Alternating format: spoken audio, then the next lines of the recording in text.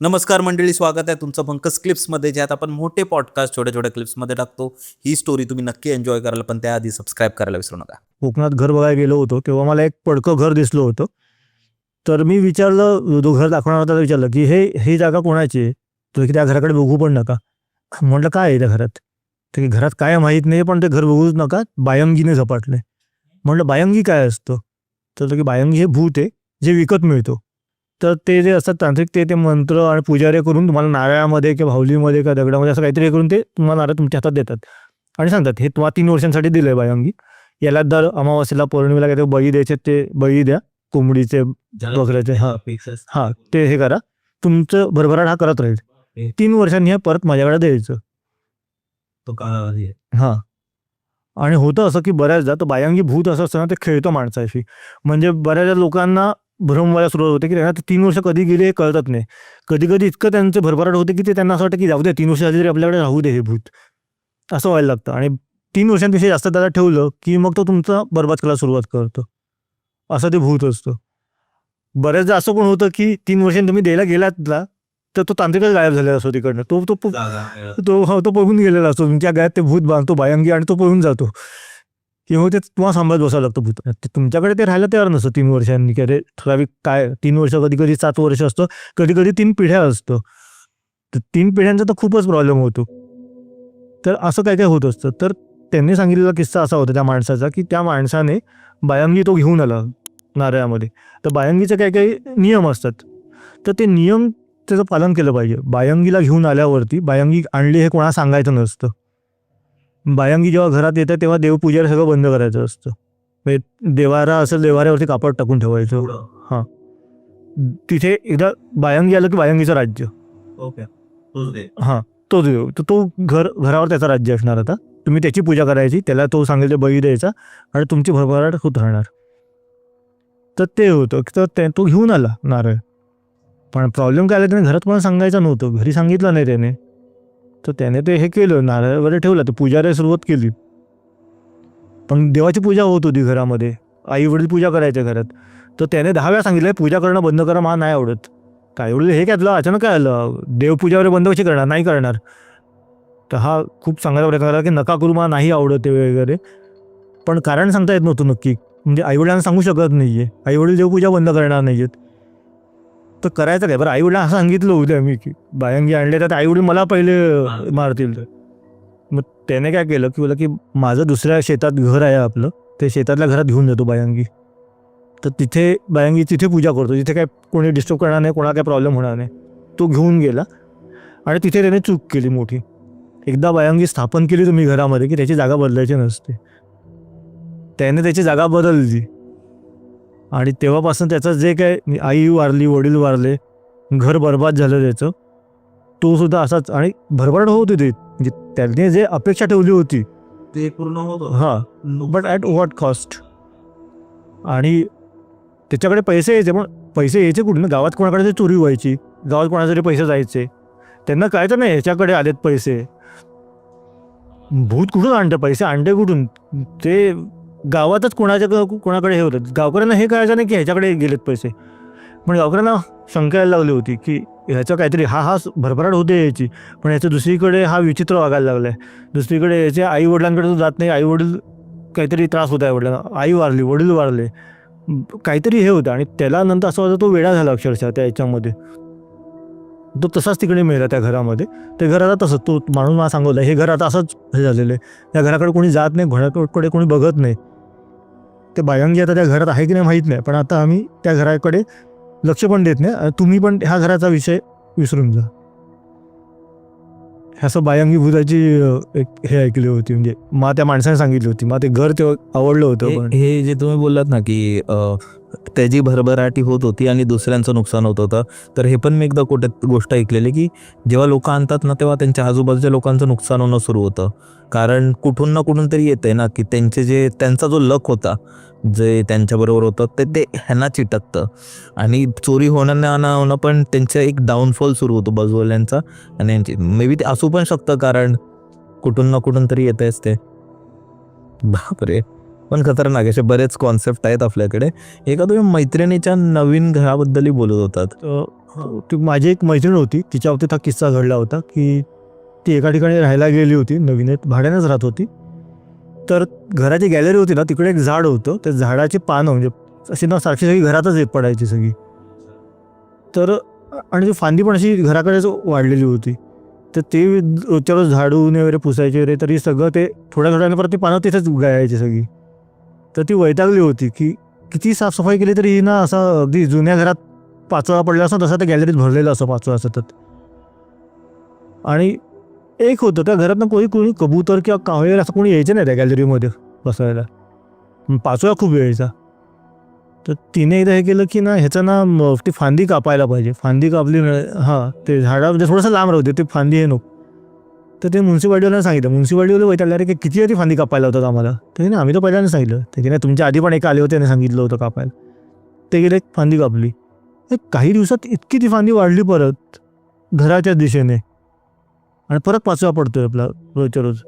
तिला ते विचित्र वाटायला लागलं, काहीतरी वेगळं. ते तिने बिल्डिंगमध्ये चौकशी केली. तर बिल्डिंगमध्ये बोलायला तयार नाही या गोष्टीबद्दल. ते बोलले तुम्ही ज्यांच्याकडनं घर हे केलं, हां, घर मालकाला विचारा.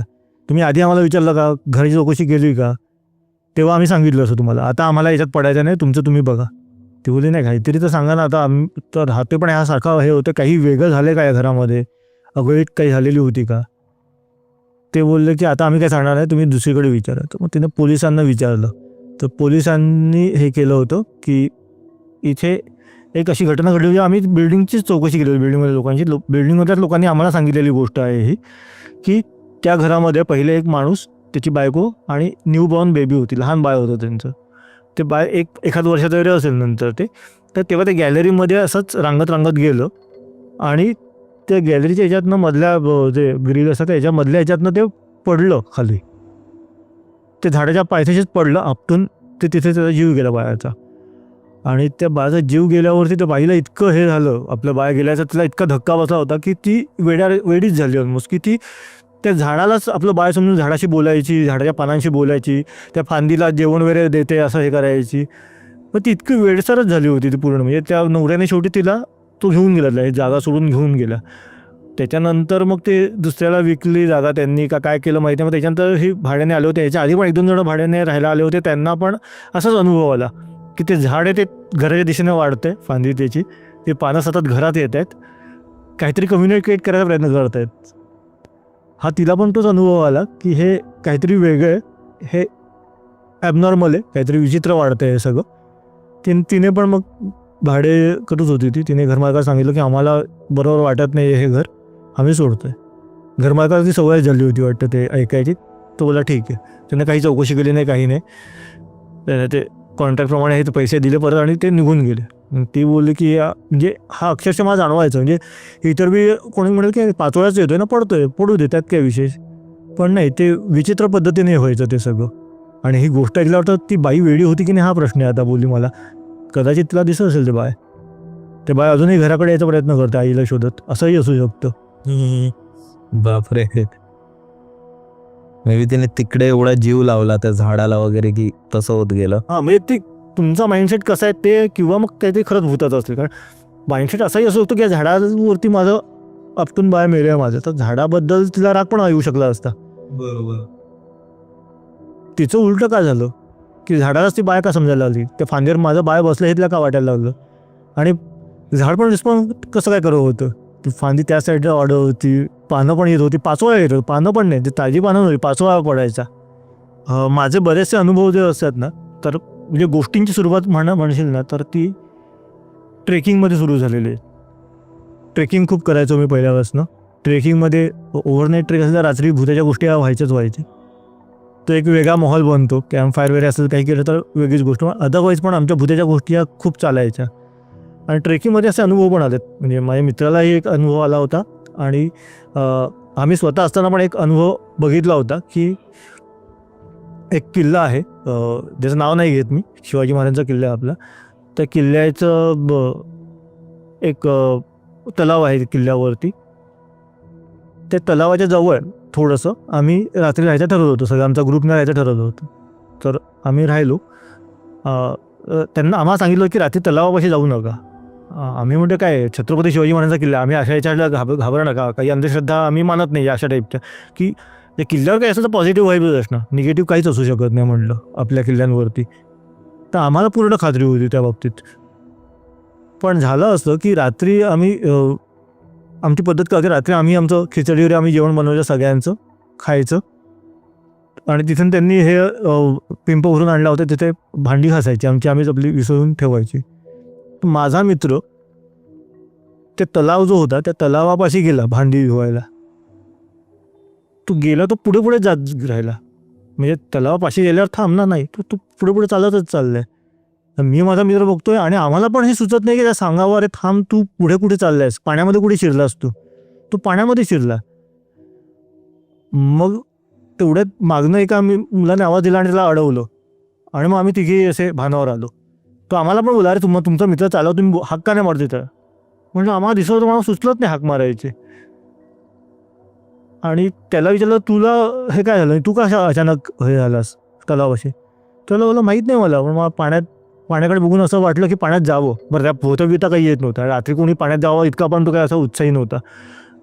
तुला मग का माहीत नाही, मग पाण्यात जावं असं वाटलं. तो एक वेगळं हे होतं, म्हणजे तो निगेटिव्ह होतं की नाही माहीत नाही. हां, पण तो पाण्याचा कधी कधी एक खेळ असतो, तुम्ही खेचले जातात पाण्याकडे, आकर्षित होतात तुम्ही वेगळ्या पद्धतीने. तर तो तसा आकर्षित होत होता. मला ते एकदम तेव्हा जाणवलं की अरे आपल्याला सुचलं का नाही पण त्याला हाक मारायची, आपल्यावर काय झालं होतं. आणि आम्ही निगेटिव्ह माइंडसेट काही होत ना, कधी कधी असं असतं की आपल्याला मनात भीती असते वेगळी. आम्हाला किल्ल्यांवरती कधीच भीती वाटली नाही कुठल्या. मग विचारलं मी या तलावात काही नंतर काही झालं होतं, म्हणजे आपले ट्रेकर्स वगैरे जातात, त्या ट्रेकर कोणी बुडून मेला वगैरे असं झालं होतं का. तर तो आमचा ग्रुप लिडर बोला की असलं काही मला आठवत नाही, माहीत नाही, आम्ही चौकशा केल्या नाही अशा. पण झालं असेल, कारण बऱ्याच ट्रेकिंगच्या नावाखाली फालतू उद्योग करणारे लोक पण खूप येतात. त्यांना सांगितलं असतं पाण्यात जाऊ नका, तरी पाण्यात जातात, कोणी बुडाला असेल तर माहीत नाही, असं काही होत असतं. आणि एवढा वर्षांचा इतिहास आहे ना तिथे, काही ना काहीतरी. ते शिवकालीन काही नाही आहे. अच्छा, निगेटिव्ह एनर्जी शिवकालीन तर डेफिनेटली नाही आहे. हे नंतर कुठल्या ट्रेकरचं काही झालं असेल तर, जसं कोकणकड्याला बरेचसे ट्रेकर्सचे जीव गेलेत किंवा पडलेले आहेत, किंवा कोणतरी धिंगाणा करायला जातात ना लोकांनी, मग त्या मस्तीत त्यांचा जीव जातो. हां, तसं काहीतरी झालेलं आहे. तर त्याचं काहीतरी म्हणजे ज्याला गिऱ्हा म्हणतात, ते पाण्यातलं भूत असतं गिऱ्हा, तशा टाईपचं काहीतरी निर्माण झालं असणार इथे असल्यास कुठल्या ट्रेकरच्या मृत्यूनंतर. पण ते बोलले की आपल्याला माहीत नाही, आपल्या त्या गोष्टींमध्ये इंटरेस्ट नाही, आपण मावळे, आपण शिवाजी महाराजांचा इतिहास आपण लक्षात ठेवायचा, ह्या गोष्टींकडे दुर्लक्ष करायचं. म्हणजे दुर्लक्ष करायचं ते ठीक आहे, पण हे असं सगळ्यांच्यातून आमचं काय झालं असं की मित्र पाण्यात चाललं ते त्याला कळत नाही, आम्ही बघतोय आम्हाला सुचत नाही हाक मारणं. म्हटलं परत एकदा जायला पाहिजे म्हटलं त्या किल्ल्यावरती त्याचा अभ्यास करायला असं, पण जायचा योग नाही आला. पण फार वेगळं वाटलं तो अनुभव मला. मंडळी, जर तुम्हाला ही स्टोरी आवडली असेल तर डिस्क्रिप्शनमध्ये आम्ही पूर्ण एपिसोडची लिंक टाकलेली आहे, तो चेकआउट करायला विसरू नका. त्यात अशाच प्रकारच्या भरपूर स्टोरीज अवेलेबल आहेत, आणि सबस्क्राईब करायला विसरू नका.